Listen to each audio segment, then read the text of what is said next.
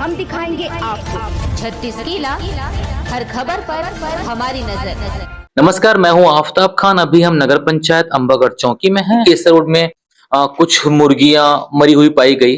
बाद में उसमें बदबू फैली और मोहल्ले वाले परेशान हुए। फिर उस रोड में जाने वाले जो केसला जो लोग जाते हैं वो लोग उससे परेशान हुए। कुछ लोगों ने थाने में भी आवेदन प्रस्तुत किया कि इस तरह की चीजें हो रही हैं, समस्याएं हो रही हैं, कुछ समाधान निकले।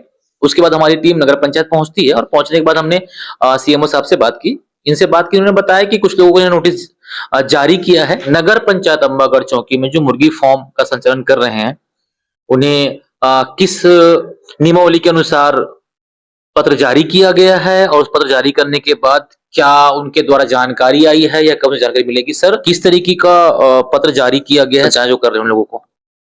उनसे पत्र जारी कर स्पष्टीकरण मांगा गया है कि इस संबंध में उनके द्वारा कोई अनुमति प्राप्त की गई है क्या। यदि अनुमति प्राप्त की गई है तो वो कार्यालय को सूचित करें। उनका जवाब स्पष्टीकरण प्राप्त होने के बाद आगे की कार्रवाई की जाएगी। सर, पत्र में सर ऐसा किस चीज का उल्लेख किया गया? संचालन को लेकर, उनके भवन को लेकर, या व्यवसाय को लेकर, या अनुमति को लेकर? संचालन और भवन दोनों को लेकर। सर, ये कब जारी किया गया है पत्र और कब तक उसकी जानकारी वापस मिल पाएगी? अगला प्रोसेस स्टेप कैसे बढ़ेगा?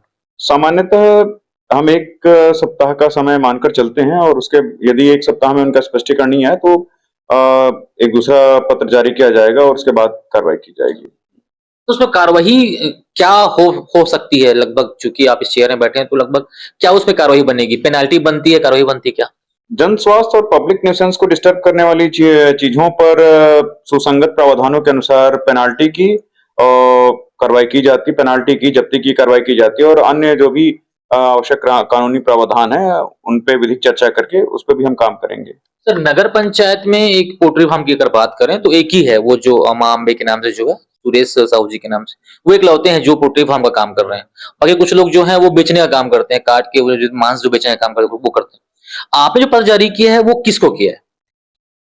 जो पोल्ट्री फार्म चला रहे हैं, संचालन कर रहे हैं, उनको जारी कर रहे हैं। और जो इसके अलावा जो लोग विक्रय किए हैं उनको भी हमने जारी किया, क्योंकि मांस जो विक्रेता हैं उन पर भी ठोस अपशिष्ट प्रबंधन 2016 और अन्य सुसंगत प्रावधान लागू होते हैं। उनको भी जन स्वास्थ्य से संबंधित निर्देशों का अनुपालन करना होता है। प्रॉपर डिस्पोजल का इसमें गाइडलाइन है। नियम तो मोटे तौर पे ये कहता है कि खुले में मांस का विक्रय नहीं किया जा सकता। जाहिर बात है, खुले में जो भी मांस बिकता है उसको लोगों को खरीदना भी नहीं चाहिए, क्योंकि वो संक्रमित हो सकता है, उससे बीमारियां हो सकती हैं।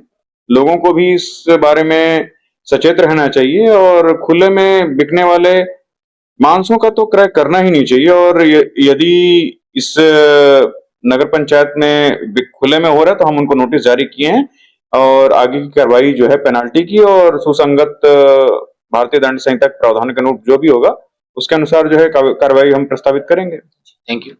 सीएमओ साहब, आप कह रहे हैं कि 7 दिन का जो प्रोसेस होता है पत्र देने के बाद, ऐसा माना जाता है अगर किसी पत्र में अगर दिनांक स्पष्ट ना हो तो 1 हफ्ते का लगभग प्रोसेस माना जाता है। उसका दोबारा एक पत्र और जारी करने के बाद फिर टीम जो होती है वो एक्शन करती है और कार्रवाई की प्रोसेस पे जाती है। इस तरह का प्रोसेस होता है।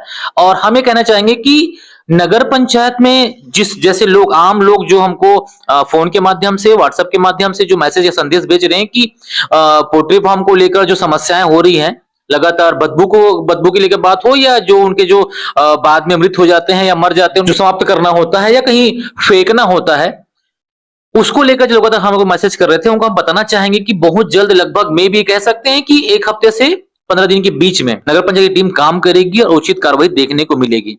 सहयोगी के साथ मैं आफ्ताब खान, नगर पंचायत अंबागढ़ चौकी।